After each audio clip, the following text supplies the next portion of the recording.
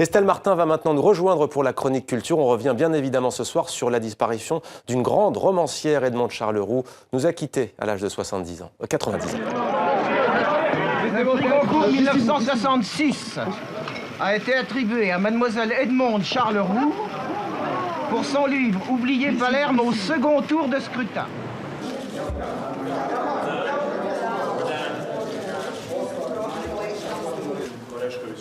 Bien, je menais jusqu'au jour où j'ai gagné le Goncourt, une vie évidemment assez recluse, assez tranquille et volontairement tranquille. Si Dieu existe, qu'aimeriez-vous après votre mort l'entendre vous dire à vous, Edmond Charleroux? Pas de panique, Gaston est dans le même parking que vous. Bonsoir Estelle. Bonsoir voilà, Mohamed. je rectifie l'âge, mais ce n'est pas le plus important dans la vie de cette grande dame. Voilà, on a reconnu Gaston, c'est bien sûr Gaston Defferre, son mari défunt, la journaliste et romancière est donc décédée. Oui, Edmond Charleroux, journaliste, romancière, féministe. Elle a eu plusieurs vies. Pendant la guerre, elle s'est engagée comme infirmière. Ensuite, elle a été romancière, prix Goncourt en 1966 pour Oublier Palerme. Le Goncourt qu'elle présidera d'une main de fer, mais j'y reviendrai, c'était bien plus tard. Elle fut aussi journaliste et c'était vraiment une femme d'avant-garde parce qu'elle a été virée de Vogue. Vous savez pourquoi ? Ouais. Parce qu'elle voulait mettre une femme de couleur, une femme avec la peau noire, en une, et on le lui a reproché. Alors c'était une femme engagée politiquement, cette grande bourgeoise, reconnaissable avec ses colliers de perles et sa passion pour Chanel, eh bien elle avait pris parti pour la gauche. Et enfin, on l'a dit, son histoire d'amour passionnée pour Gaston Defferre, le maire de Marseille. Marseille qui était devenue sa ville, son port d'attache, c'est là où elle est morte, parce qu'elle a vécu toute son enfance dans le monde entier. Ses parents étaient diplomates. Ouais. Et Olivier Poivre d'Arvor, diplomate lui aussi, écrivain, la connaissait très bien. Et voilà ce qu'il nous dit de cette grande dame. Mon vrai port d'attache, c'est Marseille. On l'appelle Edmonde, par son prénom, mais c'est Madame Edmonde. Elle avait une autorité naturelle absolument incroyable. C'était une femme qui, dès lors qu'elle formulait quelque chose, elle le disait avec sympathie, mais c'était quasiment un ordre. C'est une femme de tête, une femme de passion, c'est une femme de son époque, en ce qu'elle a accompagné tous les combats de son époque, le féminisme, le journalisme, la littérature, en revendiquant sa position de femme et de femme autoritaire qui impressionnait les hommes. On était tous très impressionnés par Edmond Charleroux.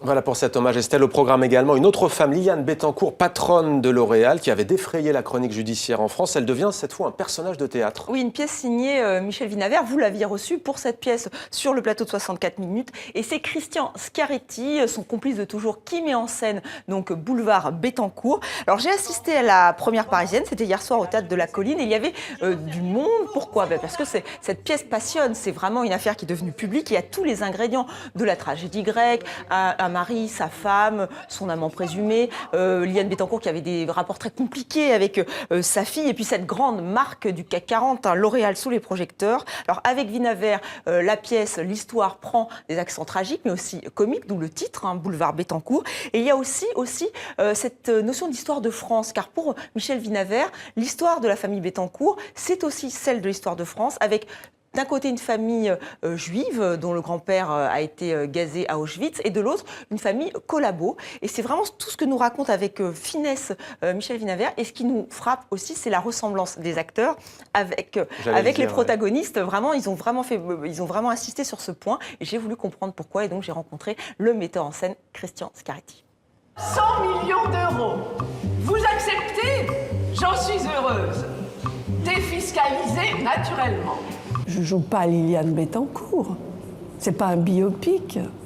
Je joue la Liliane Bettencourt de Michel Vinavert. Je la veux, cette photo. L'image de Liliane Bettencourt que j'avais, elle est partie loin.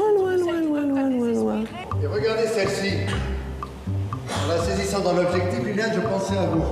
C'est une femme de bas étage. C'est une ressemblance pour myope, c'est-à-dire au travers d'un verre cathédral, quoi. C'est-à-dire qu'on doit voir l'allusion, et après on essaie que cette allusion au personnage ne soit pas bas par rapport au personnage, ne soit pas une représentation vulgaire. François-Marie Bagné, au premier contact, je lui trouve quelque chose de séduisant. Ce n'est pas du théâtre documentaire, c'est un théâtre de l'exposition. À partir de là, au fond, c'est un théâtre choral. C'est-à-dire c'est comme si on prenait tous les protagonistes de l'affaire Bettencourt, on les mettait dans un grand sac ou un personnage et qu'on les déversait sur le plateau. Voulez-vous bien me dire, Claire, quand et comment elle a acheté cette île? Je n'en sais rien. Vous, sa comptable! C'est une œuvre qui réfléchit, au fond, sur une nation, la nôtre, qui, au travers de cette histoire-là, peut évoquer un des paradoxes qui est le nôtre, d'être un peuple de vaincus qui sait toujours parler en vainqueur.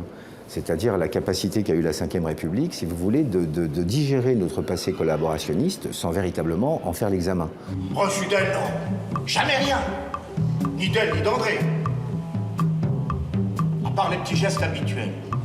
Mais il faut qu'on ne sache pas que nous savions. Merci Estelle pour cette chronique culture.